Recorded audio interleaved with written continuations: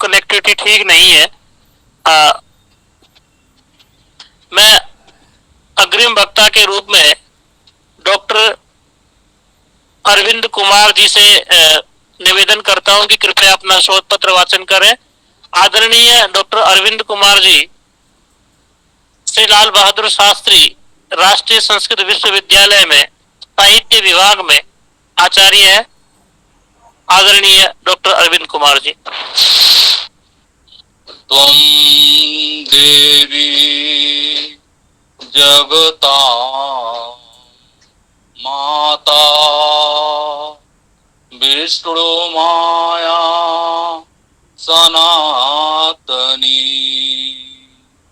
कृष्ण प्राणाधिदेवी च कृष्ण प्राणाधिका शुभा कृष्ण प्रेममयी शक्ति कृष्ण सौभाग्य रूपणी कृष्ण भक्ति प्रदे राधे नमस्ते मंगल प्रदे।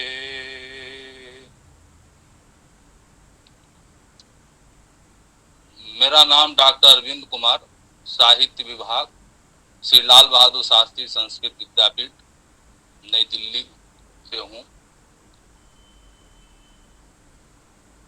इस सत्र के अध्यक्षा आदरणीय प्रोफेसर संगीता खन्ना महोदया जी और संयोजक डॉक्टर मोहनलाल शर्मा जी, इस कार्यशाला के सूत्रधार अग्रज आदरणीय प्रोफेसर मार्कंडेय नाथ तिवारी जी एवं आदरणीय श्री गंगेश्वर पांडे जी, आदरणीय प्रोफेसर केदार प्रसाद प्रोहा जी एवं योग निदेशक आदरणीय प्रोफेसर महेश प्रसाद सिलोड़ी जी, आदरणीय प्रोफेसर हरि प्रसाद अधिकारी जी एवं श्री अग्निवेश मणि त्रिपाठी जी और हमारे विश्वविद्यालय के आदरणीय कुलपति प्रोफेसर मुरली मनोहर पाठक जी, इस कार्यक्रम में उपस्थित सभी आचार्यों प्रतिभागीगण। मेरा विषय है योग विद्या में महर्षि पतंजलि का योग दर्शन विमर्श है। तो योग विद्या का जो उद्भव है अर्थात जो विकास है वो हजारों वर्ष पहले हुआ है। श्रुति के परंपरा के अनुसार भगवान शिव योग विद्या के प्रथम आदि गुरु योगी हैं और महर्षि पतंजलि के अनुसार जो है कहा गया है कि जो मन अर्थात चित्त है के ऊपर जो है नियंत्रण पाने की जो प्रक्रिया है वह जो है योग है। सांख्य दर्शन के अनुसार भी जो है कहा गया है कि प्रकृति और पुरुष का वियोग ही जो है योग है। स्वामी विवेकानंद जी के अनुसार भी ये कहा गया कि योग व्यक्ति के विकास को जो है व्यक्ति के विकास को संक्षिप्त करने का क्रमबद्ध सुनियोजित और चैतन्य प्रकृति का यह जो है साधन है। योग जो है व्यक्ति को पूर्णता की परम स्थिति तक जो है पहुंचा देता है। योग से व्यक्ति का सर्वांगीण अर्थात पूरा जो है विकास होता है। व्यक्ति के शारीरिक, मानसिक, सामाजिक, संवेगात्मक, नैतिक विकास में योग का विशेष महत्व है। और श्रीमद् भागवत गीता में यह कहा गया कर्म योग निष्काम भाव से जो है करने की अपेक्षा करता है। भक्ति योग भावनाओं के संयम पर जोर देता है। जो भक्ति योग है भावनाओं के संयम पर जोर देता है।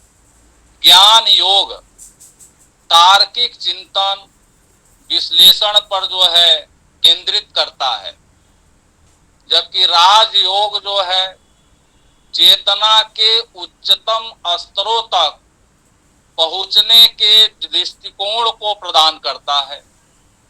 योग की सभी धाराएं व्यक्ति के व्यक्तित्व के विकास में महत्वपूर्ण भूमिका जो है अदा करती है। महर्षि पतंजलि का जो योग दर्शन है, तो महर्षि पतंजलि के योग के क्षेत्र में जो योग सूत्र नामक ग्रंथ को प्रस्तुत किया गया, 196 सूत्रों से युक्त यह जो ग्रंथ है, जीवन जीने की सही पद्धति अपनाने पर विशेष जो है बल दिया गया। पतंजलि योग दर्शन की सबसे बड़ी विशेषता है कि सैद्धांतिक मात्र न होकर के जो है यह क्रियात्मक और व्यवहारिक जो है होना चाहिए। महर्षि पतंजलि के अनुसार जो है मन अर्थात जो चित्त है उसके ऊपर नियंत्रण पाने की जो है योग है। मन की प्रवृत्तियों की चंचलता के कारण ही मनुष्य माया जाल में फंस जाता है, लेकिन मन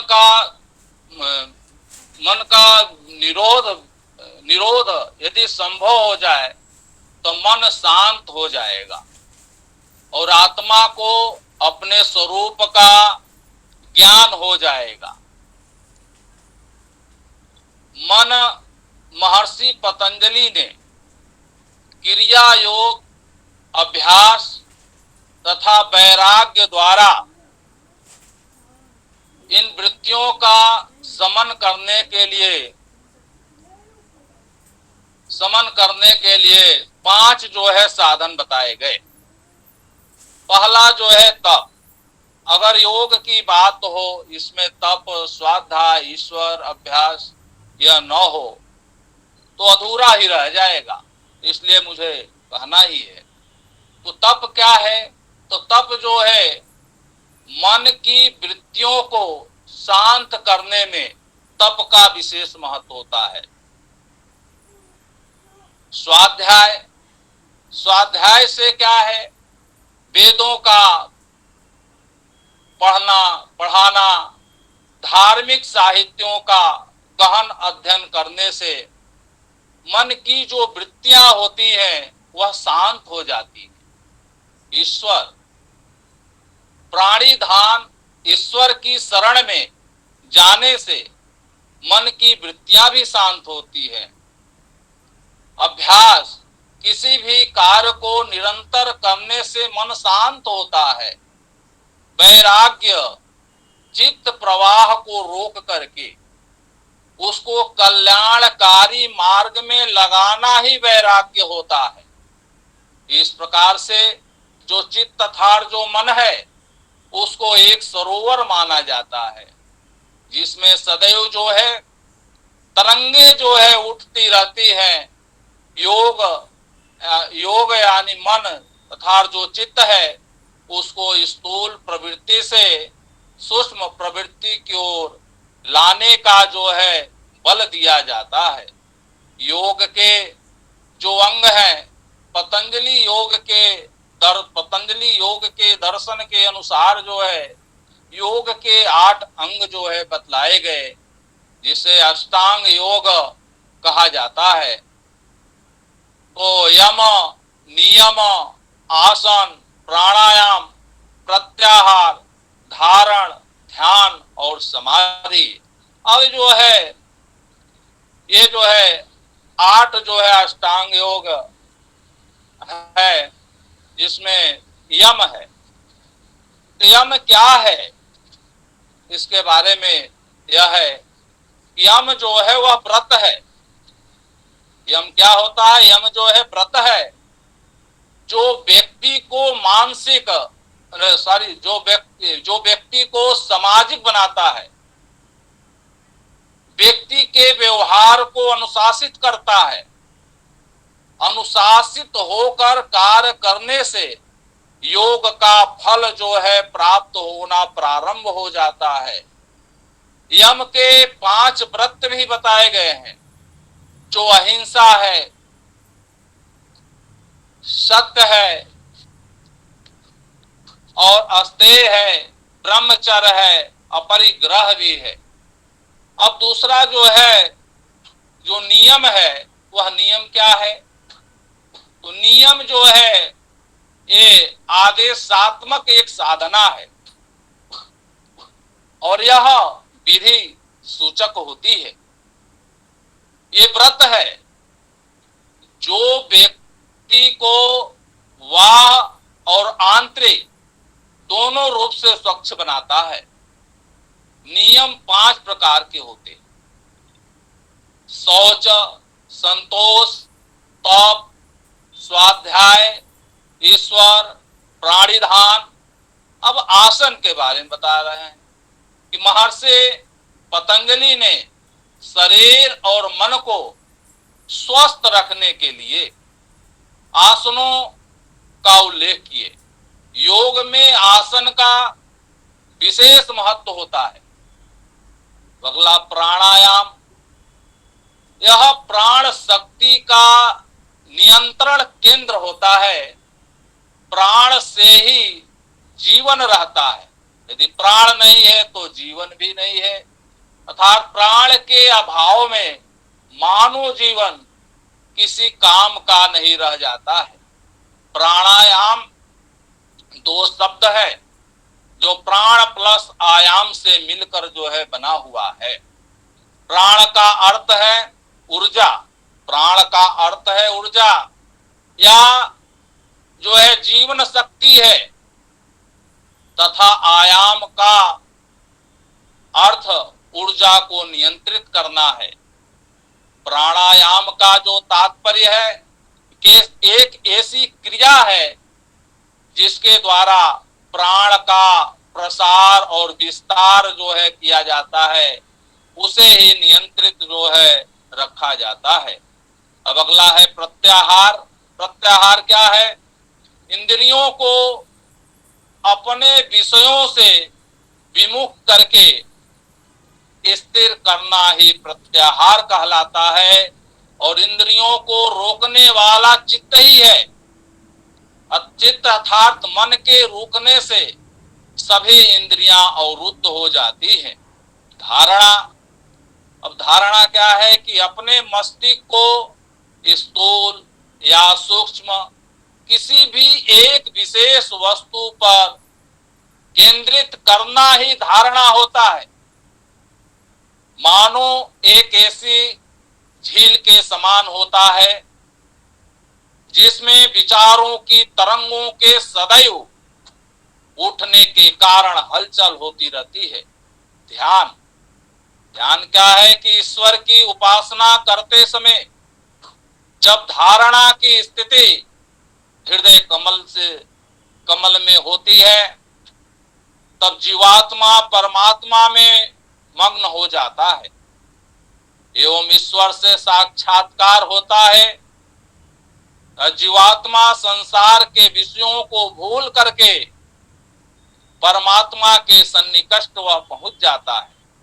समाधि, महर्षि पतंजलि के अनुसार जो है, जब ध्यान के द्वारा मन अवचेतन अवस्था में पहुंच जाता है तो वह समाधि की स्थिति होती है।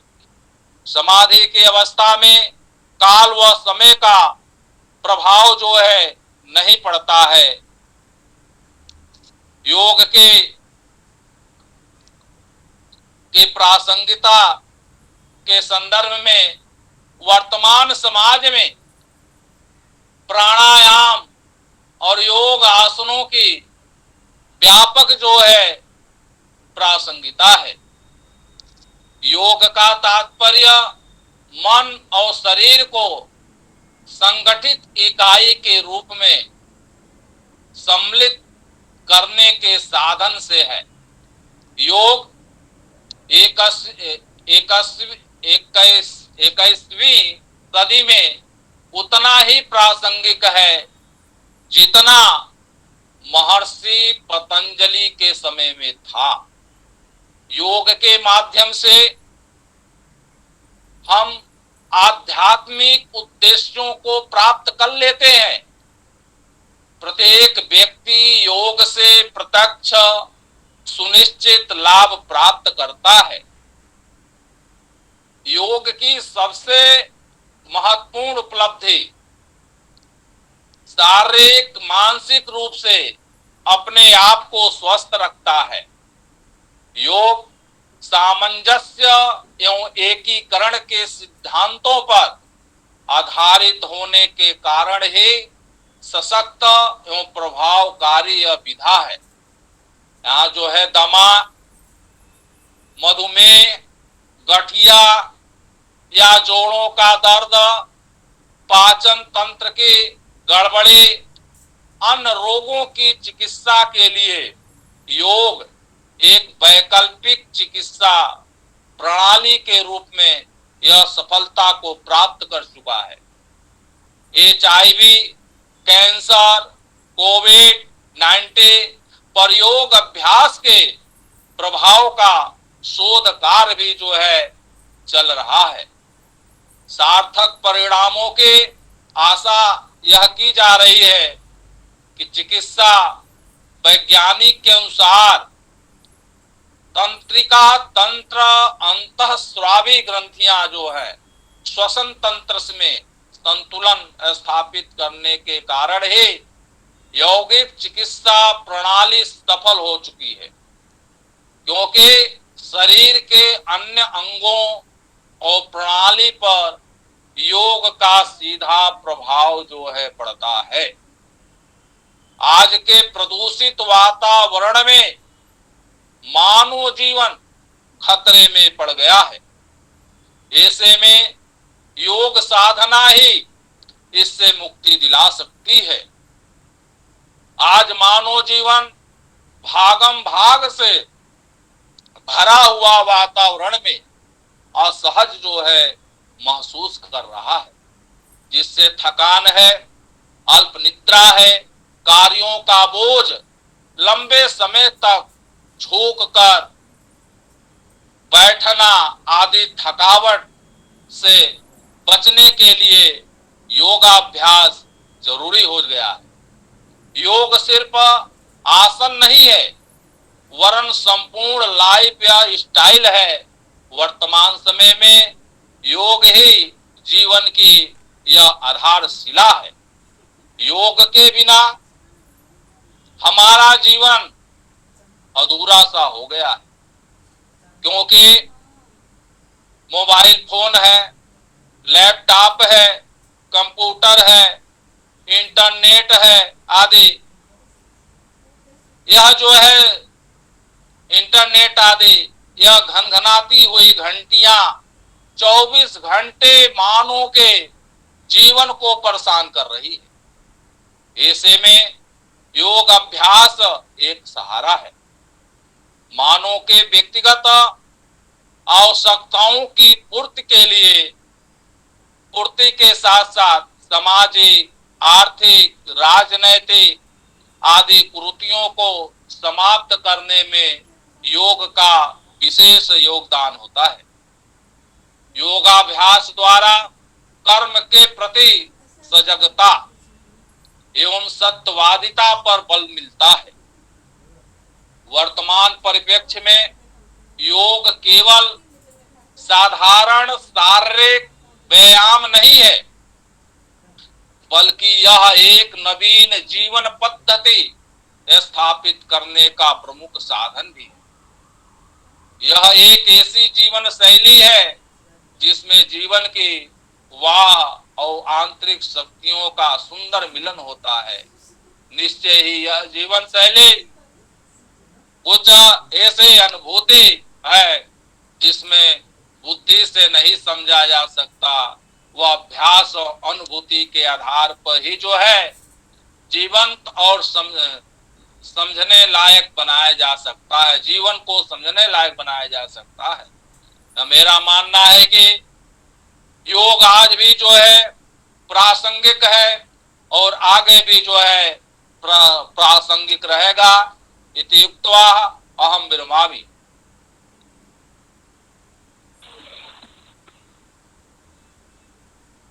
Hello sir.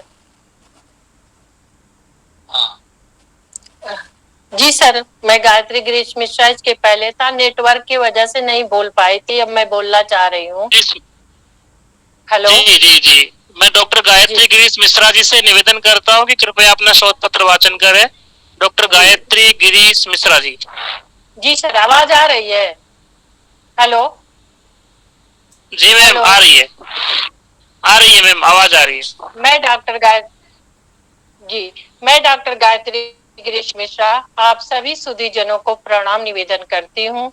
मैं भी RD-BD-PG कॉलेज आश्रम देवरिया उत्तर प्रदेश के संस्कृत विभाग में सहायक आचार्य पद पर कार्यरत हूँ।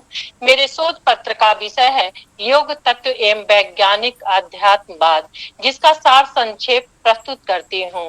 भारतीय ऋषियों ने जगत के रहस्य को जिन 6 दार्शनिक सिद्धांतों से समझने की कोशिश की है, उनमें से एक है योग दर्शन। वे जानते थे कि मानव हित में जो चीज सबसे जरूरी है और मनुष्य की जो सबसे बड़ी इच्छा है, वो है उनके प्रति त्रिविध दुखों अर्थात आद दैविक, आद भौतिक और आध्यात्मिक दुखों से छुटकारा पाना। यद्यपि योग शास्त्र में हिरण्यगर्भ के को योग दर्शन का आदि वक्ता मानते हैं, किंतु महर्षि पतंजलि योग दर्शन के जनक कहे जाते हैं, क्योंकि उनका सूत्रवत योग दर्शन एक परिपूर्ण व्यवस्थित एवं वैज्ञानिक ग्रंथ माना जाता है। आत्म संयम और तप के सिद्धांत जैसे जैसे विकसित हुए, वैसे वैसे यह मान्यता जोर पकड़ती गई कि चंचल चित्तवृत्तियां ठीक उसी तरह नियंत्रित होती हैं जिस तरह कोई उद्धत व अश्व। योग शब्द का प्रयोग इसी कारण इंद्रियों के नियंत्रण के संदर्भ में किया जाने लगा। पाणिनि के समय तक आते आते योग शब्द ने तकनीकी अर्थ धारण कर लिया था। उपनिषदों में प्राणायाम जैसी वैज्ञानिक प्रक्रिया अपूर्ण रूप से वर्णित होने लगी थी, लेकिन मैत्राणी उपनिषद से स्पष्ट होता है कि योग दर्शन का स्पष्ट विकास हो चुका था, जिसमें सांख्यायन और बृहदरथ के मध्य एक संवाद मिलता है, जिसमें प्राणायाम सिद्ध करने के लिए सांख्य के तत्व दर्शन की सहायता ली गई थी। लेकिन महर्षि पतंजलि का योग सूत्र योग दर्शन का प्रथम परिपूर्ण व्यवस्थित एवं वैज्ञानिक अध्ययन माना जाता है। इसे कुल 4 पादों समाधिपाद, साधनपाद, विभूतिपाद एवं कैवल्यपाद में व्यवस्थित किया गया है। पातंजलि योग दर्शन के प्रथम पाद में जहाँ चित्त की विभिन्न वृत्तियों के नियमन से समाधि द्वारा आत्म साक्षात्कार करने का विवेचन है, वहीं दूसरे ओर अर्थात साधन पाद में अष्टांग योग के प्रथम 5 बहिरंग साधन यम, नियम, आसन, प्राणायाम व प्रत्याहार का वर्णन किया गया है, जबकि तृतीय पाद अर्थात विभूति पाद में अष्टांग योग के शेष 3 अंतरंग साधनों का धारणा, ध्यान और समाधि का वर्णन है। अंतिम पाद अर्थात कैवल्य पाद मुक्ति की वह सर्वोच्च अवस्था है जहाँ योग साधक अपने मूल स्रोत से साकार हो जाता है। इस अवस्था में चित्त ध्येय वस्तु के चिंतन में पूरी तरह लीन हो जाता है और संप्रज्ञात समाधि के वितर्क, विचार, आनंद और अस्मितानुगत पद से चलकर असंप्रज्ञात समाधि में सात्विक, रजस और तामस सभी वृत्तियों से निवृत्त होकर मोक्ष प्राप्ति को संभव बनाता है। इस प्रकार योग अपने शारीरिक, मानसिक, सामाजिक, संवेगात्मक, चिकित्सीय, अनुशासनात्मक एवं चारित्रिक उद्देश्यों रूपी सभी पड़ावों से होते हुए अपने अंतिम तात्विक उद्देश्य व्यक्ति के आध्यात्मिक विकास को प्राप्त करता है। उपर्युक्त उद्देश्यों के द्वारा योग व्यक्ति व्यवहार में समग्र रूप से वांछनीय परिवर्तन लाकर उसका सर्वांगीण विकास करता है। किसी भी भौतिक अभौतिक चीज को विज्ञान के नजरिए से देखना वैज्ञानिक मनोवृत्ति होती है। यह ज्ञान के विकास को बढ़ावा देती है और इस तरह वह दर्शन के समीप आ जाती है। इस आधार पर योग के अंतिम तात्विक उद्देश्य अध्यात्म का वैज्ञानिक दृष्टिकोण से अध्ययन होने के कारण वर्तमान में वैज्ञानिक अध्यात्मवाद की संकल्पना का विकास हुआ। आध्यात्मिकता ईश्वर के प्रति श्रद्धा, विश्वास, श्रेष्ठता और आदर्शों की पराकाष्ठा को कहते हैं। विज्ञान को आध्यात्मिकता और अध्यात्म को वैज्ञानिक होना मनुष्य एवं मनुष्यता के विकास के लिए आवश्यक हो गया है, क्योंकि आज वैज्ञानिक आध्यात्मवाद की मनुष्यता का एकमात्र लक्ष्य है, जो योग के माध्यम से ही संभव है। धन्यवाद।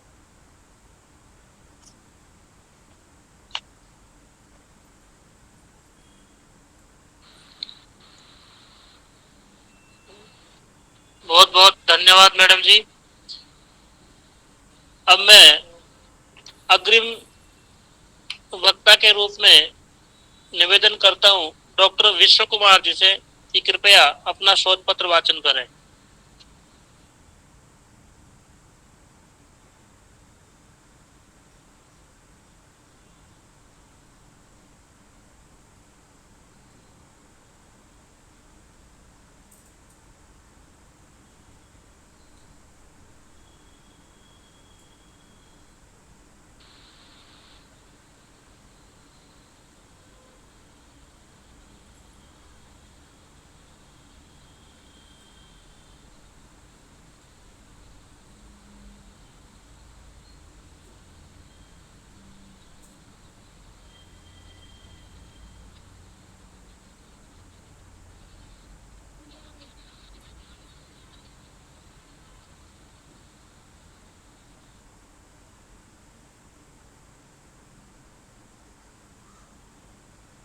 Sir, if he is not there, can I present my paper?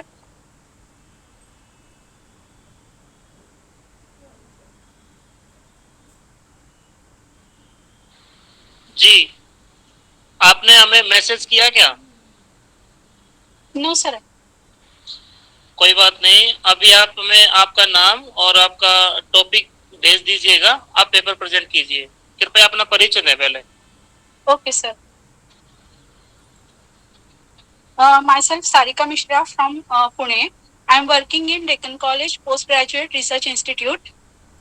I am very much thankful to organizers for giving me this opportunity. My topic is yoga symbols.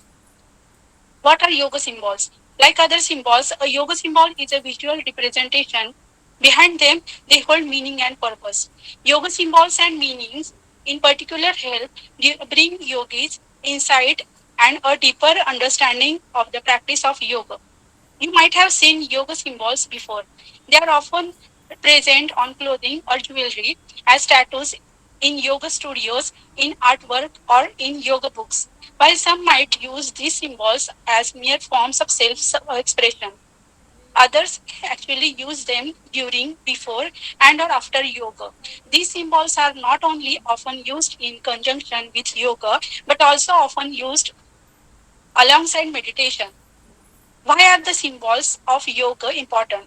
Although yoga isn't necessarily a spiritual practice, yoga symbols are capable of helping yogis obtain the highest spiritual energy as possible.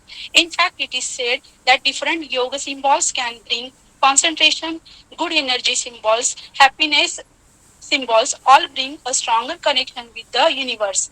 As a result, these symbols can boost your consciousness as you enter a deep meditative state in the healing of your seven chakras. To gain their benefit, yogis can utilize different yoga symbols in a variety of ways. For instance, yogis may place a certain yoga symbol in front of them, visualize it, or gesture it with their hands during yoga. By using and learning about the different yoga symbols is not required. They have the capability of enhancing your yoga practice. Some people may see little to no significance with yoga symbols. However, their purpose is in the mind of the beholder. Each yoga symbol has its own meaning that makes it unique in the world of yoga. Many of these symbols, however, are not only limited to yoga but also to many cultures, religions, and or spiritual practices. The following list includes some of the most important and common yoga symbols to ever exist. The first one is Om symbol. The Om symbol is one of the most sacred and powerful Hindu mantras. It symbolizes the consciousness of the universe or the sound of the universe. This symbol represents the Om sound that people often repeatedly make during meditation to gain focus. Likewise, this word is often said before or after yogasana. The Om is also sometimes chanted at the end of Sanskrit prayers and before sacred verses and names. The word Om can be broken down into three separate meanings. First one is the waking state, that is Jagratavastha, represents the universe, creation, and our blissfulness with existing. U, second one, the dreaming state, Swapnavastha, represents our spiritual existence beyond our physical bodies. Third one is Ma, the deep sleeping state, that is Sushuptavastha, represents the spiritual forces of the universe and the connectivity it provides. Because chanting Om during the meditation or yoga provides calamity and focus, the Om symbol in written format tends to refer to the same. In general, Om, whether written or verbal, symbolizes pure consciousness and bliss. Many yogis believe that by humming Om, opening their third eye will be easier and they can gain a stronger connection to the universe. Second one is mandal symbol. The colorful, intricate patterns provided by the mandalas symbol signify harmony, wholeness, and balance. The outer circles of the mandala in particular symbolize the entire universe. Meanwhile, the squares inside of the symbol resemble different realities on earth. Each layer symbolizes another level of existence. The mandala is an ideal symbol for you if you need a reminder that all of us are integrated. In other words, the mandala symbol reminds us that all of us are one whole being, and like us and our universe, the mandala is very detailed, complex, but nonetheless beautiful. To use the mandala symbol during yoga or meditation, simply hang a mandala symbol in front of you while concentrating on it. Third one is lotus flower symbol. As a symbol, the lotus flower generally represents the wakefulness and enlightenment of the human mind. In Hinduism and Buddhism, lotus flowers generally resemble purity. However, different colored lotus flower symbols can mean different, more specific things. Pink lotus flowers and purple lotus flowers are most commonly featured as yoga symbol. Pink lotuses represent purity, love, and loyalty. Meanwhile, purple lotuses represent awareness and unification of the universe. Some other lotus colors and representations, while not as common, are as follows. Like red lotus represents a romance, domination, power. Yellow or gold lotus represents becoming enlightened. Blue lotus represents mindfulness, soul. White lotus represents pure thoughts of spirit. Likewise, a closed lotus represents the time before enlightenment, while an open lotus flower resembles having gained enlightenment. This is a great yoga symbol, meaning for you if you want to build extra love and loyalty for yourself and the universe around you. Due to the admiration and devotion provided by this symbol, it will be easier for you to overcome the trials, problems, and disappointments you face. Next one is Hamsa eye symbol. The Hamsa is a universal symbol that is present around the world. However, in yoga, the Hans symbol resembles the harmony of the chakras and the five senses. It is the hand symbol of yoga. In fact, each finger of the Hamsa hand correlates with its own chakra and element.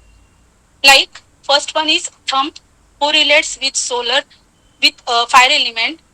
Second one is index finger correlates with air element. Third one is middle finger, which correlates with eternal element. Fourth one is ring finger, which correlates with earth element. And last one is pinky finger, which correlates with water element. Sometimes the hound's hand is referred to as the evil eye, as it is said that it can ward off negative energy. The hound symbol is particularly common on jewelry and tapestries to bring protection. Next one is Buddha. One of the most common representations in yoga is the symbol of Buddha. The original Buddha, who is Siddhartha Gautam, was the founder of, teacher of, and a major symbol in Buddhism. In modern times, Buddha represents someone who has obtained Bodhi, which refers to enlightenment or wakefulness. One who has achieved Bodhi will exhibit great intellect and moral. For instance, a Buddha will be honest, generous, non-judgmental, patient, and non-violent. As a result of gaining Bodhi, a Buddha becomes a spiritual guide for those below him. The image of Buddha is important as it acts as a reminder of the three tenets in Buddhism. First one is don't be ignorant. Second one is refrain from threatening others. And third one is never get angry. Apart from the latter, the symbol of Buddha reminds us to practice everything in moderation. The Buddha symbol additionally reminds us that just like the original Buddha, we too can free ourselves from suffering to lead a better life. Thus, before engaging in a session of yoga, it is good idea to try to imagine yourself as Buddha or to visualize him in your head. Next one is chakra symbol. Chakras refer to the energetic body known as the aura. The chakras are present in each of our bodies. In total, there are 7 main chakras which are as follows. First one is Mooladhara, second one is Swadhisthana, third one is Manipura, fourth one is Anahata, fifth one is Vishuddha, sixth one is Ajna, and seventh one is Sahasrara. Each chakra has its own significance and aids with different mental, emotional, physical, and spiritual parts of us. To achieve peace, one must balance each 7 of their chakras, which can be done in many ways, such as through the act of yoga or meditation, such as through the act of yoga or meditation. The latter chakras are present down the spinal column from the end of the spine to the top of the skull. Most people are not able to physically see the chakras. For that reason, the chakras in the body are often depicted in graphs and artwork. Graphics and artwork showcasing the 7 chakras are significant in that they resemble gaining harmony and healing via unblocking each chakra. Although not all yogis have the goal to balance their chakras, others make this a primary part of their practice. Seventh one is Hamsa hand. While again yoga is not a spiritual practice itself, many yoga symbols are in fact a part of different cultures and spiritual practices. The Hamsa hand is one symbol that both yoga and many spiritual practices share. In Buddhism and Hinduism, the Hamsa hand represents the hand of God. The eye in the center of the palm of the Hamsa hand itself is a reminder to be on the lookout for evil. The Hamsa hand is important as it helps protect against evil and jealousy. That is, when it is facing upright.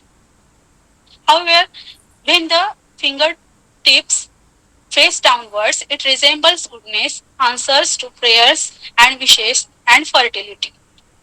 Next symbol is lotus flower. Often many think that the lotus flower represents temptation. In yoga, however, the lotus flower has a powerful and positive representation. The lotus flower itself starts off as a tiny simple bud. Eventually, it grows, opens up, and reveals the truth. we too can be like a lotus flower. Like a lotus flower, we can open up our hearts, grow and flourish, and become enlightened, even in a grimmest and darkest of environments. That said, the lotus flower can resemble us and our true heart, soul, and mind as we navigate our spirituality and grow from it. After all, just like the lotus flower, we don't start out where we end up. It takes time, growth, and enlightenment to become who we are meant to be. Next symbol is mandala.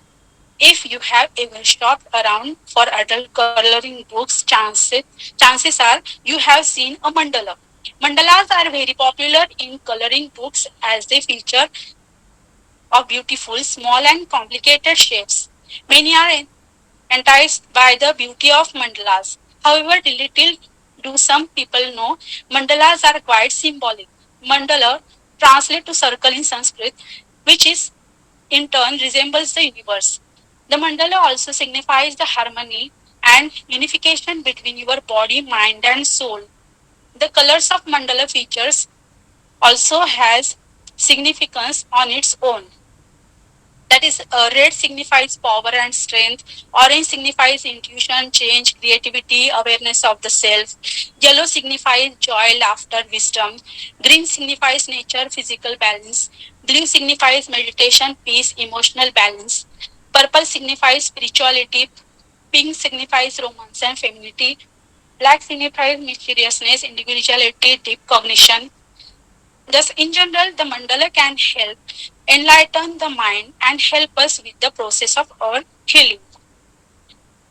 Next and last symbol is okay hand. The okay hand symbol or chin mudra is a common mudra or gesture in yoga and meditation. Sometimes, though, this symbol is referred to as the ring gesture. This gesture is performed by touching the tip of your index finger to the tip of your thumb while keeping the remainder of your fingers facing up. As a mudra, the okay hand aids with the flow of energy within the body.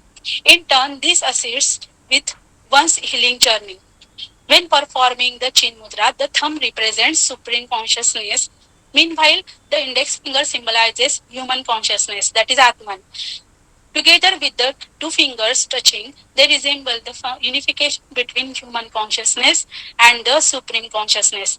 In general, the okay hand gesture or gesture of consciousness reminds yogis of the main goal of yoga, to seal their soul with the supreme soul. That's it, sir. Thank you so much for giving me this opportunity.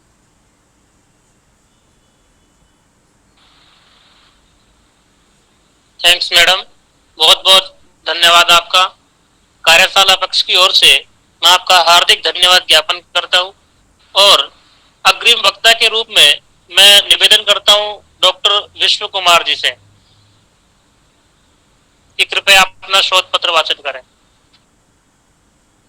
सर्वेभ्यो नमो नमः। मम शोधपत्रस्य विषयो अस्ति उपनिषत्सु योगस्य वैशिष्ट्यम्। योगविद्यायाः मूल प्राकृतिक स्वरूपम् उपनिषत्सु उपलभ्यते। योग संबंधित प्रत्येक विषयाणां तस्मिन् निर्वचनम् अस्ति। उपनिषदां समग्रम् अनेन निष्कर्षोऽयं निष्पद्यते यत् योगम् अन्तरा आत्मज्ञानं लभ्यमेव। प्रत्येके उपनिषदि केचित् रूपेण योगस्य वर्णनम् अस्त्येव। योग एव आत्मसाक्षात्कारस्य श्रेयान् पन्था। यतो हि यौगिक प्रक्रियानुसारेणेव चित्तवृत्तीनां निरोधः संभव तथा सर्वविध साधनासु मनस्थैर्यम् आवश्यकम् अपेक्षितम् अस्ति। उपनिषत्सु यथार्थेन योगस्य वर्णनं दरीदृश्यते।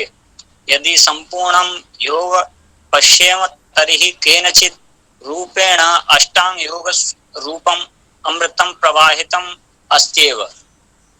व्युत्पत्त्यानुसारं उपनिषद शब्दे उप तथा नि शब्द उपसर्गौ स्तः सद् धातुः गत्यर्थे प्रयुज्यते ज्ञानं गमनं तथा प्राप्तिः इति त्रयागत्यार्थः अत्र प्राप्त्यर्थः उपयुक्तो वर्तते उपनाम सामीप्येन नि अर्थात नितरां प्राप्नुवन्ति परब्रह्म यया विद्यया सा उपनिषद अर्थात या विद्यया ब्रह्मणः सामीप्यं तथा तादात्म्य संबंधः प्राप्यते सा उपनिषद अस्ति।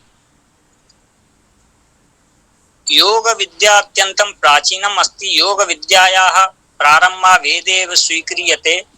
योग शब्दः ऋग्वेदे प्रायः मेलनार्थं प्रयुक्तो वर्तते। तपसः तथा आत्मसंयमस्य सिद्धान्तानां विकासेन सहैव इदम् अनुभूतं यत् चञ्चलचित्तवृत्तिः तथैव अनियन्त्रणीयाः भवन्ति उद्धता अश्वः। एतदर्थं योग शब्दस्य प्रयोगः इन्द्रियाणां नियन्त्रण संदर्भे प्रयुज्यते। शास्त्रेषु योग शब्दस्य अनेके अर्थाः भवन्ति। चित्तवृत्तीनां निरोध एव योग इति आचार्य पतञ्जलयः वदन्ति। वस्तुतः योग शब्दे युज् समाधौ धातु अस्ति। पाणिनीय व्याकरणे युज् धातोः भावार्थे घञ् प्रत्यय कारणे योग शब्दः निष्पद्यते यस्यार्थो अस्ति संयोजनं मेलनं संयमनं तथा समाधिः। आचार्यः पाणिनि युज् समाधौ इति धातुं युज्योगे धातूनां पृथक् मानितवान् अस्ति। यतो हि समाध्यर्थकः अथवा एकाग्रतार्थकः युज् धातु क्रियापदेषु क्वचिदपि न प्रयुक्तः। एनं धातुं योग शब्दस्य निष्पत्त्यर्थं गणितम् अस्ति। तस्मात् व्यासमहोदयः लिखितवान् योगः समाधि। सूत्रकारोऽपि संप्रज्ञात असंप्रज्ञातयोः उभय प्रकारकयोगयोः कृते समाधिपदं प्रयुक्तवान्। उपनिषत्सु योगस्य चर्चा बहुधा प्राप्यते। योग विषयका उपनिषदः दृष्टया यत्र योग स्वरूपं साधन विधिः योगांगानां च वर्णनं सम्यक् रूपेण प्राप्यते। योगोपनिषदां 20 उपनिषदाः नामावली अकारादिक्रमेण एवं अस्ति। अद्वैतारकोपनिषदि, अमृतनादकोपनिषदि, अमृतबिन्दुपनिषदि, क्षुरकोपनिषदि, तेजोबिन्दुपनिषदि, त्रिशिक ब्राह्मणोपनिषदि, दर्शनोपनिषदि इत्यादयः। अत्र एतेषु उपनिषत्सु योगांगानां वर्णने यम नियम आसन प्राणायाम प्रत्याहार धारणा ध्यान समाधि मंत्र योग लय योग हठ योग राजयोग ब्रह्म ध्यान योग प्रणवोपासन ज्ञान योग वर्णनं च चक्र नाड़ी कुंडलिन्यादीनां वर्णनं तथा चित्तस्य अवस्थानां विस्तृतं वर्णनम् उपलभ्यते। उपनिषत्सु योगस्य अनेका प्रयोगः प्रदत्ता सन्ति। अद्वैतारकोपनिषदि योगः द्विप्रकारकः प्रोक्तः पूर्व तथा उत्तरस्य। पूर्व तारक उत्तरार्धम् अमनस्कश्च कथ्यते। तत्तारकं द्विविधं पूर्वी तारकम् उत्तरार्धम् अमनस्कं चेति। योगशिखोपनिषदि योगस्य परिभाषा विद्यते। प्राणापानयोश्च एकता सत्व रजरूपी कुंडलिने शक्तेः स्वरेत रूपी च आत्मतत्त्वस्य मेलनं सूर्यचन्द्रयोः मेलनम् एवं च जीवात्म परमात्मनो मेलनं योगम् अस्ति। योगादि चतुर्विध योगः योगस्य पृथक् पृथक् उपाय अवलंबात् योगस्य नाना प्रकाराः भवन्ति। यथा मंत्रयोगः लययोगः हठयोगः राजयोगश्च एते चत्वारः प्रधान योगाः सन्ति। यथा योगो हि बहुधा ब्रह्मन् विद्यते व्यवहारतः मंत्रयोगो लयश्चैव हठो असौ राजयोगकः। कठोपनिषदि योगस्य परिभाषा विद्यते। यदा पंचेन्द्रियाणि मनसा सह स्थिराणि भवन्ति बुद्धिरपि च कापि न चेष्टयति सा गति परमागति भवति। इन्द्रियाणां स्थिरधारणा एव योगस्य परमावस्था विद्यते। एतां स्थिति प्राप्य योगी प्रमादरहितो भवति। श्वेताश्वतरोपनिषदि योगाभ्यासा युक्त स्थानस्य वर्णनम् अपि उपलभ्यते। समे शुचौ शर्करा वह्नि बाहुका विवर्जिते शब्द जलाक्षयादिभिः मनानुकूलो न चक्षुपीडने गुह्य निवाताश्रयणे प्रयोजयेत। अमृतनादोपनिषदि प्रत्याहारः ध्यान प्राणायाम धारण तथा समाधिश्च एते षडंग योग कथ्यते। यथा प्रत्याहार तथा ध्यानं प्राणायामोऽथ धारणा तर्कश्चैव समाधिश्च षडंगो योग उच्यते। ध्यान बिंदु उपनिषदि योगांगेषु षडंग योगः नाड़ी चक्र वर्णनम प्राणादि दश वायु वर्णनम जपा हंस विद्या कुंडलिनी प्रबोधनेन मोक्ष द्वार विभेदनम मंत्र बंध त्रयम विपर्यादि मुद्राणांच वर्णनम अस्ति। उपनिषद अस्यां परंपरानुसारमेकः श्लोको दृष्टिगोचरो भवति यस्मिन् अष्टांग योगस्य प्रथम नियमद्वयं त्यक्त्वा शेषा षडंगानां विवरणम् अतीव सूक्ष्मतया लभ्यते। आसनं प्राण संरोधः प्रत्याहारस्य धारणा ध्यानं समाधिरेतानि योगांगानि भवन्ति षड्। अध्वं मेढादो नाभे कंदो योऽस्ति खंडावत् तेषु नाड़ी सहस्रेषु द्विसप्त विरुद्धहृता।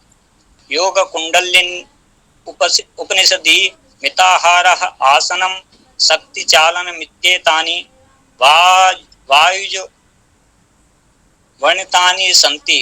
प्राणायामस्य भेदः बन्धत्रयं ब्रह्मणः वर्णनम् अस्ति। शाण्डिल्योपनिषदि अष्टयोग वर्णनम 10 विधम यम नियमानां वर्णनम विद्यते। 14 नाड़ीनां स्थानं तासां नामानि 10 वायुस्थानं तेषां च कार्याणि नाड़ी शोधन विधि मनोन्मणि अवस्था प्राप्ति वर्णनम प्राणायामः खेचरी मुद्रायाश्च वर्णनम प्राण स्पंदन निरोधेन मन स्पंदरोधः द्विप्रकारकं ध्यानं पंचविध धारणा समाधि रूप वर्णनम उपलभ्यते।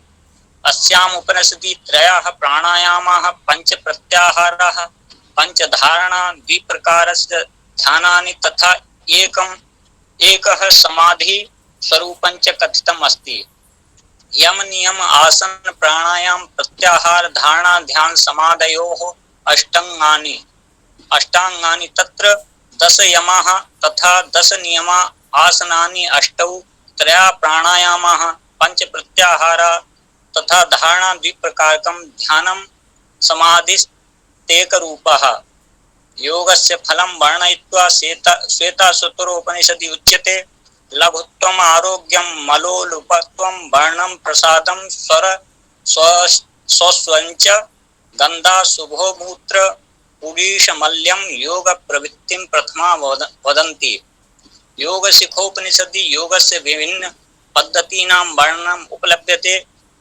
मंत्रोलयो हठो राजयोगान्त भूमिकाक्रमात् एक एव चतुर्थोऽयं महायोगा विधीयते। तेजोबिन्दु उपनिषदि योगस्य विषये चर्चा उपलभ्यते यत् योगात् अतिरिक्तं किमपि श्रेयस्कार्यं नास्ति।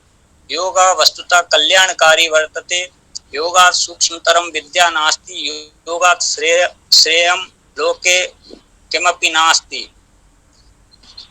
अस्याम् उपनिषदि योगस्य पंचदशांगानि प्रोक्तानि। यम नियम त्याग मौनम देशः काल आसनम मूलबंधा देह साम्यम दृग स्थिति प्राण संयमः प्रत्याहारः धारणा ध्यानं तथा समाधिश्च। एतत् योगस्य व्याख्यानं पातंजल योगतः गीताया योगतस्य सर्वदा भिन्नो वर्तते। उपनिषत्सु मोक्ष प्राप्तये ज्ञानेन सह योगमपि आवश्यकं मन्यते।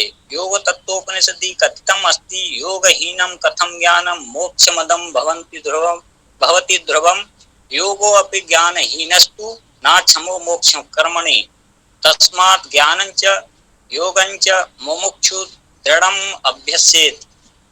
उपनिषत्सु योग साधना स्वरूपम् अस्यांगानि प्रकाराश्च साधना विधि उद्देश्यं महत्ता ब्रह्मात्मनः प्राप्ति परमोपादेयतायाः निरूपणं मुक्तकण्ठेन वर्णितम् अस्ति। उपनिषदां पूर्णतया अध्ययनानन्तरं वयम् अस्मिन् निष्कर्षे आगच्छामः यत् यस्य ज्ञानं विना यौगिक कर्माणि सामाजिको कर्माणि पारमार्थिकी प्रवृत्तिः अपूर्णा एव। सर्वेषु उपनिषत्सु विभिन्न प्रकारेण नैकरीत्या नैकविधा च योगस्य वर्णनम् उपलभ्यते इति। धन्यवादः। बहुत बहुत धन्यवाद डॉक्टर विष्णु कुमार जी। मैं अग्रिम शोध पत्र वाचन हेतु श्री मनोज राय महोदय से निवेदन करता हूं कि कृपया अपना शोध पत्र वाचन करें।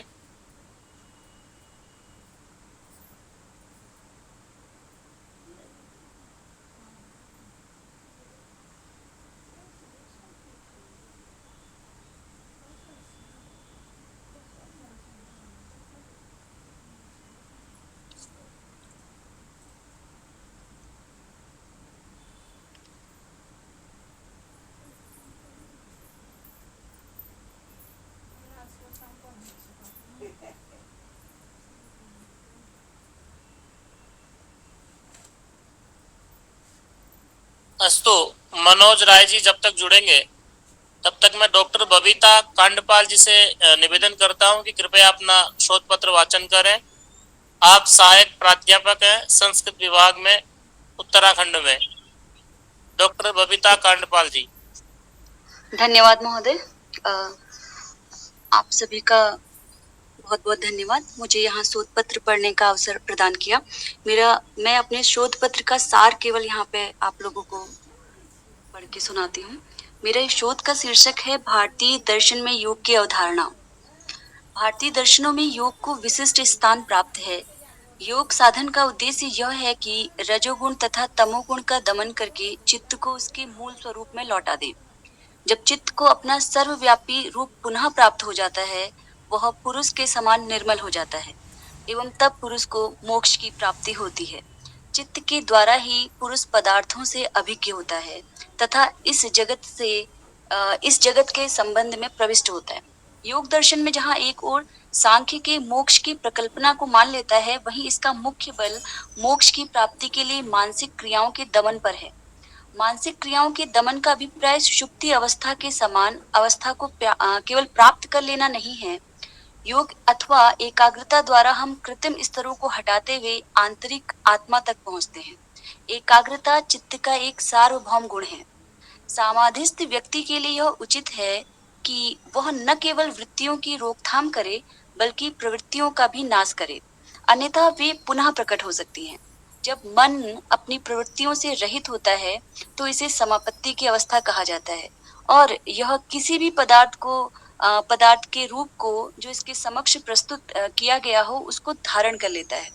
बुद्ध ने स्वयं योग का अभ्यास दो अर्थों में किया। उन्होंने कठोर तपस्याएं भी की तथा उच्च श्रेणी का चिंतन किया। बुद्ध के समय तपस्या की नाना विध जो प्रचलित पद्धतियां थी वो प्रचलित थी।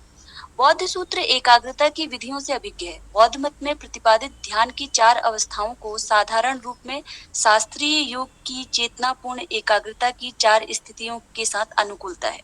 बौद्ध मत के अनुसार श्रद्धा, शक्ति, विचार, एकाग्रता तथा बुद्धि, इन 5 गुणों को धारण कर लेने से योग के लक्ष्य की प्राप्ति हो जाती है। योग सूत्र में संप्रज्ञात समाधि का निर्दिष्ट लक्षण इस प्रकार है कि आलंबन में चित्त की स्थूल रूप की परिपूर्णता वितर्क है, सूक्ष्म रूप की परिपूर्णता विचार है, आह्लाद रूप की परिपूर्णता आनंद है और पुरुष तथा बुद्धि की एकाकार बुद्धि रूप की परिपूर्णता अस्मिता है। उन चारों में से प्रथम अर्थात संप्रज्ञात समाधि इन चारों से अनुगत होती है। वितर्क से रहित तथा शेष तीनों से अनुगत विचारानुगत समाधि दूसरी है। तीसरी आनंदानुगत संप्रज्ञात समाधि वितर्क एवं विचार से रहित तथा शेष 2 अनुगत होती हैं और चौथी संप्रज्ञात समाधि। इन तीनों से रहित केवल अस्मितानुगत होती है। ये सभी समाधियां सालंबन होती हैं और योग सूत्र को सूत्रबद्ध करते हुए पतंजलि स्वयं कहते हैं योगश चित्त वृत्ति निरोधः। योग जो है चित्त वृत्तियों का निरोध है। इस सूत्र के द्वारा सर्व शब्द का निषेध यह स्पष्ट कराता है कि संप्रज्ञात समाधि भी योग कही जाती है। चित्त वृत्ति निरोध लक्षण वाला यह योग संप्रज्ञात और असंप्रज्ञात 2 प्रकार का होता है। इस सूत्र का वास्तविक अर्थ हम यह लेते हैं कि केवल राजस, केवल तामस या केवल सात्विक वृत्ति का निरोध योग नहीं कहा जाता, बल्कि राजस और तामस इन दोनों वृत्तियों का निरोध अवश्य ही योग है, क्योंकि सात्विक वृत्ति के निर्बाध रूप से उदित रहने से ही विवेक ख्याति संभव है और केवल कैवल्य अवश्य प्राप्त हो जाता है। सात्विक, राजस और तामस इन तीनों वृत्तियों का निरोध तो स्पष्टतः योग है ही, क्योंकि उस दशा में भी कैवल्य निश्चित है। इस प्रकार वही चित्त वृत्ति निरोध योग हो सकता है जिसमें दृष्टा अर्थात पुरुष की स्वरूप में प्रतिष्ठा हो सके। पतंजलि के अनुसार जिन चित्त वृत्तियों का निरोध किया जाना है वे प्रमाण, विपर्य, विकल्प, निद्रा और स्मृति नाम से जानी जाती हैं। अभ्यास और वैराग्य से इनका निरोध संभव है। योग सूत्र में अभ्यास की परिभाषा इस प्रकार दी गई है कि तत्र स्थितौ यत्नो अभ्यासः, अर्थात स्थिति के निमित्त प्रयास करना ही अभ्यास है। राजस और तामस वृत्तियों से रहित निरंतर प्रवाहित होना स्थित है। ऐहिक और पारलौकिक विषयों की निष्प्रह चित्त का वशीकार संज्ञा नामक अपर वैराग्य होता है और पुरुष की ख्याति के कारण गुणों के प्रति जो उपेक्षा बुद्धि होती है वह पर वैराग्य है। योग सूत्र में संप्रज्ञात समाधि के बाद असंप्रज्ञात समाधि का उल्लेख किया गया है, पर वैराग्य के अभ्यास पूर्वक तथा संस्कार मात्र विशिष्ट समाधि संप्रज्ञात समाधि से भिन्न असंप्रज्ञात समाधि कही जाती है। उस संस्कार का भी निरोध हो जाने से निर्बीज समाधि सिद्ध हो जाती है। अष्टांग योग का अनुष्ठान करने से अशुद्धि का क्षय हो जाने पर विवेक ख्याति के उदय होने तक ज्ञान का प्रकाश हो जाता है। ये 8 अंग यम, नियम, आसन, प्राणायाम, प्रत्याहार, ध्यान धारणा और समाधि बताए गए हैं। अहिंसा, सत्य, अस्तेय, ब्रह्मचर्य और परिग्रह ये 5 यम कहे जाते हैं। शौच, संतोष, तप, स्वाध्याय और ईश्वर प्रणिधान नियम कहे गए हैं। जो शारीरिक स्थिति सुखद और स्थायी हो वह आसन कहलाती है और उस आसन जन्य के होने पर श्वास और प्रश्वास की गति को रोकना प्राणायाम कहलाता है। धारणाओं में मन की क्षमता होती है। इंद्रियों के विषयों के साथ सन्निकर्ष न होने पर इंद्रियों का चित्त के स्वरूप का अनुकरण सा कर लेना ही प्रत्याहार है। समाधि का उल्लेख मैंने सूत्र पत्र में आरंभ में कर दिया है। भारतीय दर्शन में योग विषयक प्रसंगों के लिए पतंजलि योग सूत्र तथा व्यास भाष्य का आद्योपांत अध्ययन करना आवश्यक है। उनके अनुसार योग केवल तन को साधने का माध्यम कदापि नहीं है, अपितु मन को साध कर चित्तवृत्तियों के निरोध से उसे निर्मल बनाकर असंप्रज्ञात अवस्था तक ले जाने का माध्यम है। तन और मन को साधने के बाद जब पुरुष को विवेक ख्याति हो जाती है तब वह मोक्ष का अधिकारी बनता है। धन्यवाद।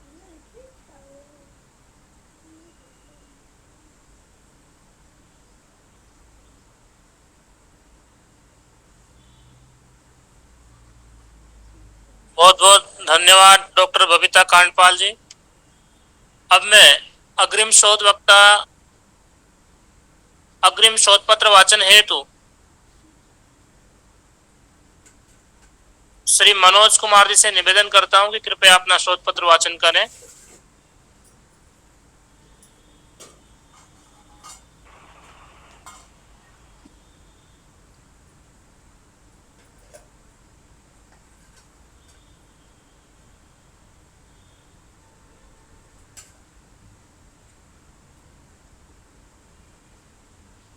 मनोज कुमार जी, क्या आप सुन पा रहे हैं अभी?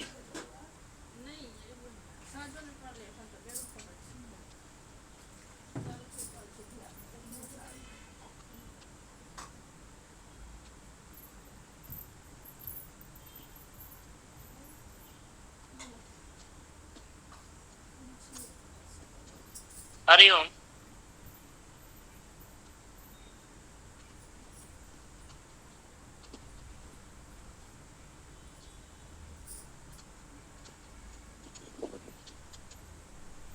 मैं एक बार पुनः श्री मनोज कुमार जी से निवेदन करता हूं कि कृपया अपना शोध पत्र वाचन करें।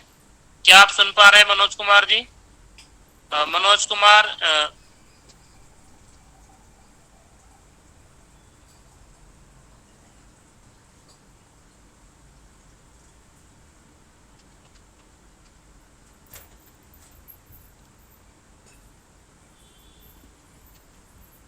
हेलो हेलो जी बोलिए मनोज जी। सर्वेभ्यः नमो नमः। मम नाम मनोज कुमार। मम शोधपत्र विषय योग दर्शने यम विमर्शः। योगांगेषु यमस्य स्थानं प्रथमं विद्यते।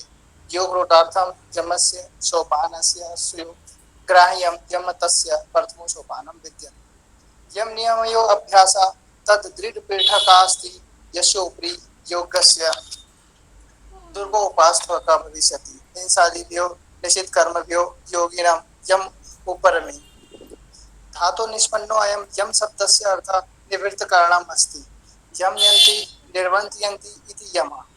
यम व्युत्पत्त्या अनुसारेण अपि यमस्य साधना निर्वृत्तिमूलकम् अस्ति। तात्पर्यं यमेन साधका सर्वोपरि नियन्त्रणं करोति। हिंसादया निषिद्ध कर्मपि स्वामारोधनार्थी महर्षि पतंजलिना यम परिभाषा विधाय तस्य पंच संख्या तत्वेन वर्णितम्। अहिंसा सत्य असत्य ब्रह्मचर्य तथा च परिग्रह इति।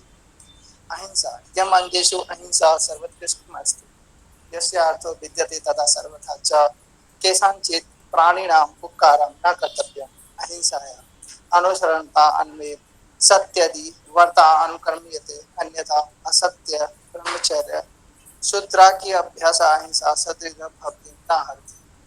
उत्तरे च यम नियम अस्य अनुमूलनास्य सिद्धि पर तथैव तत्प्रतिपादनाय प्रतिपद्यते। महर्षि पतंजलिना अहिंसाया परिभाषा विधाय यम अंगेषु एव गणना कृता। भाष्यकारा व्यासानुसारेण सर्वप्राणिभ्यः प्रति सर्वथा सर्वत्र च हिंसा कव्य व्यवहारकमेव अहिंसा। तत् हिंसा सर्वथा सर्वदा सर्वभूतानाम् अभिद्रोहः। अहिंसा साधना कृते सर्वात् त्यागस्य आवश्यकता वर्तते। हिंसानुकरणं कृत्वा चित्तशुद्धि कर्तव्यम्। आचार्य विज्ञान भिक्षुणा अहिंसाया उक्तलक्षणे आश्रमभिः नित्यकर्मविरोधेन विशेषणेदं संयोजनीयम् इति ग्राह्यं कृतवन्तः। यतो हि शौचादि नित्यकर्मेषु पिपीलिकादि शूद्रप्राणिभ्यां हिंसा असमेव जायते। अतः आश्रमभिः नित्यकर्मान् अपरित्याग पूर्वकाणानि सर्वविध नाम हिंसाया त्यागेव अहिंसा इति। शौचादि नित्यकर्मेषु जायमान पापानां क्षयार्थं शास्त्रेषु प्राणायामादीनां विधानम् अस्ति। अतएव योगिनां प्राणायामं तत्पापाक्षयनाय नित्यतया शास्त्रे विहितम्। सत्यम यमंगेषु सत्यस्य द्वितीय स्थानं विद्यते। महर्षि पतंजलिना सत्यस्य परिभाषा परित्यज्य नाम मात्रेण उक्ता। अहिंसा सत्य असत्य ब्रह्मचर्य अपरिग्रह। भगवता व्यासेन सत्यस्य वर्णनं सत्यं यथार्थ वाङ्मनसि। यथा दृष्टं यथानुमितं यथा श्रुतं तथा वाङ्मनश्च। वस्तुनो यथा यथार्थरूपेण मनवाचो साम्यभावः सत्यम् उच्यते। वाचस्पति निष्ठानुसारेण अपि यथा ज्ञानं वक्तुं मनसि स्यात् तथैव ज्ञानं श्रोतुं न मनसि अप्रत्यां स्यात् तत् समुच्यते। सबोधा सदृश बोध जनाय वागुक्ता सत्यं वदनं वक्तारं ध्यातव्यं यत् सा सत्यमेव कुर्यात् येन अन्य प्राणिनां कश्चित् प्रकारिका हानि न स्यात्। अन्यथा तद सत्य सत्वेव सत्यमेव भविष्यति। यदि असत्य वचनात् कस्यचित् प्राण प्राप्ति स्यात् तथा तस्मिन् कस्यचित् हितं स्यात् तदा असत्यं सत्यम् अपरमस्ति। आचार्य विज्ञान भिक्षुणा अस्मै पुण्यविप्राण प्रतीयमाना पुण्यभासे स्वीकृतम्। पुण्यभासेन पुण्यवत् प्रतीयमानेन सत्यस्य प्रतिष्ठानन्तं योगिनां क्रियाफलयोश्च तस्य आश्रिता जायते अर्थात सत्यनिष्ठ योगी यस्मिन् यत् फलस्य प्राप्त्यर्थं वर्धति तस्मिन् तत्प्राप्ति निश्चयेन भवति। अत्र विज्ञान भिक्षुणां वाचां मनसो अप्युलक्षणं स्वीकृतं तत्र वाक् मनसो अप्युलक्षणम् असत्यं यम् अंगे सत्यस्य तृतीयस्थानं यं सामान्यर्थं तत्करणम् अस्ति लोभात् कस्यचित् परस्य वस्तुतो तत्करणम् अस्ति विद्यते अस्मात् पृथक् वासी अस्ति अहिंसा सत्योपदिष्टे योग्यन्तिम् अभ्यासः कुर्वन्ति योग दर्शनात् प्राप्त ईशोपनिषद असत्यं प्रति निर्दिश्य ऋषिः अवदन् यत् मा गिरा कश्चित् धर्मम्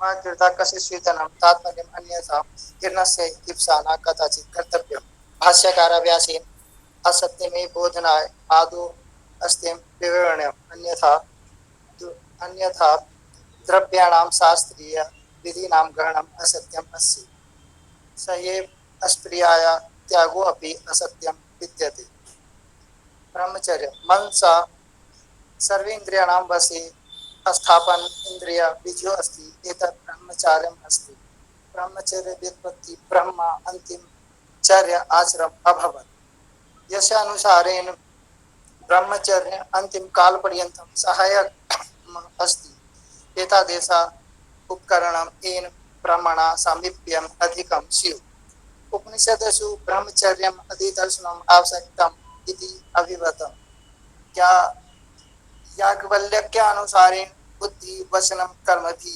सर्वावस्थानुषु सदा सर्वथा मैथुनस्य त्यज्यमेव पुरब्राह्मणचेर उच्यते भाष्यकार व्यास मतानुसारेण गुप्त इंद्रियोपस्थेन्द्रियो संयमनमे ब्रह्मचर्यो अस्ति ब्रह्मचर्यं गुप्त इंद्रियस्योपस्थस्य संयम अत्र उपस्थेन्द्रिय षडांग इंद्रियाणाम् उपलक्षणं स्वीकृतं नो चेत संयता गुरे इंद्रियवान पुरुषो अपि ब्रह्मचारी कथ्यते भाषेन दक्ष मुने अष्ट प्रकारकारा मैथुनानीता रहिता ब्रह्मचारिणो लक्षण उत्तम अस्ति कामना पूर्व मनसा कामनी स्त्रियो स्मरणम ब्रह्मचर्यो अस्ति ब्रह्मचर्य गुप्त इंद्रिया पश्चिम संयम अत्र उपेन्द्रियं षडेन्द्रियां उपलक्षणम् भाष्येन दक्ष मुने अष्ट प्रकारा मैथुननीति रहिता ब्रह्मचार्य उपलक्षणम् अस्ति कामना पूर्व मनसा कर्मेन्द्रियो स्मरणं कामनीया सौंदर्य वर्णनं तया सा एकांते क्रीडा रागमत दृष्टिया दर्शनम् एकांते विषयलापा प्राप्ति संलप्पा प्राप्त्यर्थे प्रेमतम तथा च क्रियाया निष्पत्ति आचार्य विज्ञान भिक्षु संयम इत्य उपसर्गे इंद्रिया साहित्य उपस्थ ग्राह्यम तेन उपस्य विषय सर्वोपि व्यापारो परमिति तथा वाचस्पति मिश्रा संयतो उपस्थितो अपि ही स्त्री प्रेक्षलाता प्रकन्यांत तदन अस्पष्ट शक्तो न ब्रह्मचर्य वनिति तन्निरागुप्त गुप्तेन्द्रियस्य इति इंयोरपि भाष्यकार व्यास ब्रह्मचर्य लक्षणे उपस्य सर्वेन्द्रिय ज्ञान उपलक्षणं स्वीक्रिय इंद्रियाणां कामवशात् ब्रह्मचर्यो मन वचन कर्मेभि सर्व प्राणिषु सर्वथा सर्वत्र मैथुनस्य त्यागः ब्रह्मचर्य उच्यते अपरिग्रहः परिग्रहस्य अर्थो अस्ति परितो ग्रह तात्पर्य परिता भोग साधनानां ग्राहकं न अपरिग्रह परिग्रह परिग्रहस्य विलोम अपरिग्रहो अस्ति तात्पर्यं भोग साधनं ग्राह्यकेति उपनिषदिषु स्पष्टया अपरिग्रहस्य विषये किमपि नोक्तं परं परिग्रह विषयः कोऽपि संकेतो लभ्यते यथा कठोपनिषद यमाचार्य नचिकेता समपि ते संसारस्य सर्व अपि प्रलोभं ददाति परं नचिकेता इदम् उक्ता सर्वथा वस्तुना तिरस्करोति नचिकेत योग भावनात् अनुपरिणीता अस्ति आचार्य पतंजलि महाभागा अपरिग्रहाय यमांगेषु पंच संख्याकं मनुते यदा देहं प्रति किंचित शक्ति न भवति तदा इयं शरीरकाय सूक्ष्मज्ञान साधकाय स्वंगेभ्यः प्रति जुगुप्सा भवनं स्वाभाविकमेव अस्ति। अतः पतंजलिना शोच सर्वांग जुगुप्सा वर्णम परिग्रहणानन्तरं कृतं। वाचस्पति मिश्रा आशा शास्त्रीय स्त्रियोरुभयो प्रकारक विषयान् नार्यङ्गमेव परिग्रह इति। यदि हि अशास्त्रीय विषया इन परिश्रम विना प्राप्यते निंदनीय साधन विनात् रक्षवारी दोष युक्तो भवति। तथा च शास्त्रीय विषय यो व्यक्त पूर्वको पर बाजिर्तो जायते देशपति रक्षणा विदुषा भवति। इति संपूर्ण जाता मंशोदय तत्र।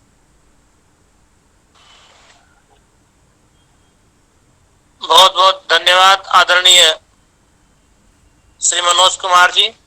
अब मैं अग्रिम वक्ता के रूप में निवेदन करता हूं श्री आदर्श तोमर जी से। आदर्श तोमर जी संप्रति श्री लाल बहादुर शास्त्री राष्ट्रीय संस्कृत विश्वविद्यालय नई दिल्ली में योग शिक्षक के रूप में योग विज्ञान विभाग में कार्यरत है। आदरणीय आदर्श तोमर जी। धन्यवाद मोहन जी। प्रणाम सभी को। आज का विषय मैं सुनाई दे रहा हूँ, आवाज आ रही है सर? जी आ रही है सर। सर्वप्रथम सभी गुरुजनों को प्रणाम। और मोहन जी आपको हार्दिक शुभकामनाएं कि आपने 10 दिवसीय जो योगशाला है, कार्यशाला है, इसका प्रतिपादन किया। साधनपाद का मानव जीवन में उपयोगिता, मानव कल्याण हेतु हम योग दर्शन को किस प्रकार से प्रयोग कर सकते हैं, आज इस पर हम थोड़ी सी चर्चा करेंगे। थोड़ा इस विषय पर मैं अपने विचार व्यक्त करना चाहूंगा। योगांग अनुष्ठानात अशुद्धि से ज्ञान दीप्तिर विवेक ख्याति। योग के अनुष्ठान से अशुद्धियों का क्षय होता है और ज्ञान की प्रकाष्ठा उत्तम अवस्था तक आती है। योग दर्शन हमें बताता है, एक सूत्र है योग दर्शन का कि तस्य सप्तधा प्रांत भूमि प्रज्ञा। तो प्रज्ञा को उत्पन्न करने के लिए, उसको बढ़ाने के लिए, एक ऊपर तक लेके जाने के लिए एज पर फिजिक्स और एज पर फिजियोलॉजी आज आधुनिक विज्ञान मान चुका है कि मानव का जो स्थूल शरीर है, स्थूल मस्तिष्क की अगर हम बात करते हैं, ब्रेन की अगर हम विकास की बात करते हैं, तो उसका पूर्ण विकास हो चुका है। फिजिकल डायमेंशन में सिर इससे ज्यादा बड़ा नहीं हो सकता, ये विज्ञान मान चुका है। लेकिन अभी भी विज्ञान एक बात को मानता है कि अभी भी मस्तिष्क का केवल 5 से 10% तक का प्रयोग हम लोग करते हैं। तो हमारे दर्शन, हमारे शास्त्र उस मस्तिष्क को उत्तम अवस्था तक लेके जाने के लिए कुछ मार्ग बताते हैं, कुछ अवस्थाएं बताते हैं। इसमें जो साधन पाद है उसकी एक अलग महत्व है, अलग महत्ता है। साधन पाद में हम अष्टांग योग का वर्णन करते हैं, तो अष्टांग योग पर हम थोड़ी सी चर्चा करेंगे कि यम, नियम, आसन, प्राणायाम, प्रत्याहार, धारणा, ध्यान, समाधि। समाधि एक उत्कृष्ट अवस्था है। यम की अगर हम बात करते हैं, यम हमारे मानसिक अवस्था को उत्तीर्ण करने के लिए, परिपक्व करने के लिए, उसको बढ़ाने के लिए, मनस को ठीक करने के लिए, क्योंकि विज्ञान बोलता है और हमारे दर्शन बोलते हैं कि स्थूल का सूक्ष्म और सूक्ष्म का कारण शरीर से एक संबंध होता है। उसा ही सूक्ष्म शरीर से स्थूल शरीर पर प्रभाव पड़ता है और स्थूल से सूक्ष्म शरीर पर प्रभाव पड़ता है।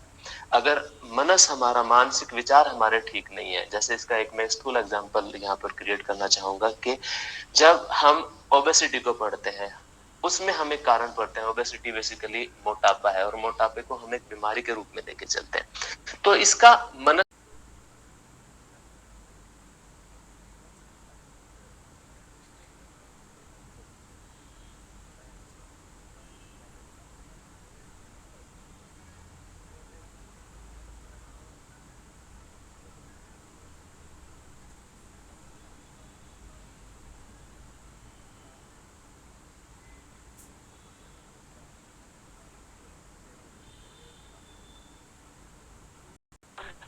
जब हिंसक प्रवृत्ति का अग्रहण अवस्था होता है, दिन में एक कर तो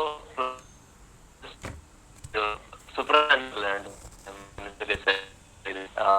ग्लैंड होती है जो अवेग करती है, वो हार्मोन करती है और वो हार्मोन ब्लड में, रक्त में एक 3-4 दिन तक प्रभावित होता है। हम एक करते हैं प्रेशर की वजह से शरीर में का जो कंडीशन है वो बढ़ जाता है। वो बेसिकली ब्लड का जो है वो टूटता रहता है, फुल्सन करता रहता है और सेल एब्जॉर्ब करता है, क्योंकि शरीर अग्रेशन उससे। हरिओम सर, आवाज थोड़ी क्लियर नहीं आ रही, आप वीडियो ऑफ कर लेंगे तो आवाज क्लियर आएगी।